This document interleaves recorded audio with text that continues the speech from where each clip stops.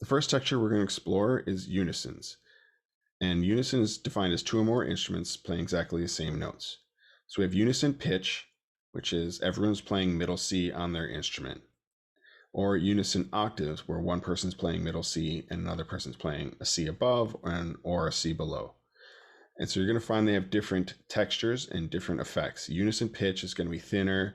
It's going to be clean, direct sound that can be lighter and really colorful, while unison octaves will tend to be wider and fuller and have a more powerful, strong sound. And of course, you add more octaves, that gives you more power, and that's therefore it'll be easier to hear. Which brings me to the next topic of doubling.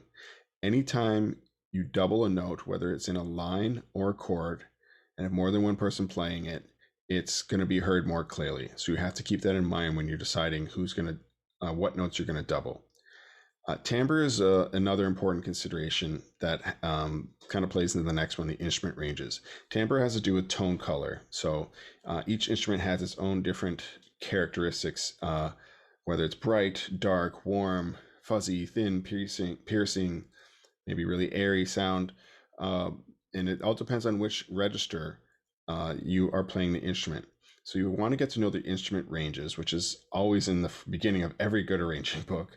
It's going to tell you, the highest and lowest notes and what are comfortable ranges, and also, how the timbre gets affected as you go into different registers of the instrument. Now, one thing to keep in mind is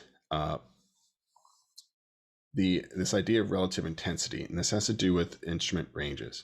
So for brass instruments, when you go higher in a brass instrument, you start getting above the staff and into ledger lines, the brass instruments get stronger and they project more and they're more powerful.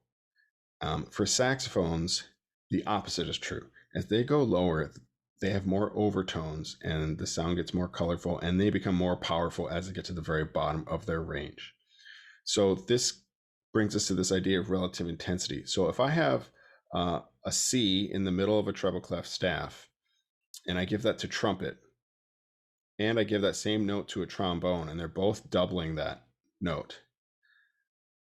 If we think about where that note sits for a trumpet, it's in the middle of the staff. It's very comfortable, easy range. It's not a powerful range. It's middle of the staff, middle range for trumpet.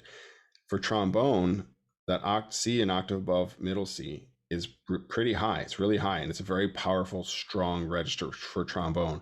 So if you give that same note to a trombone and the trumpet, you're going to hear more of the trombone than you are of the trumpet, just because they're playing in a more intense range. And so you're going to hear that intensity as they play. So this is something you want to keep in mind as you're going to arrange and trying to decide which horns are playing in which registers. And so you can use this idea of relative intensity and timbre to your advantage to color voicings or to color unisons in this case.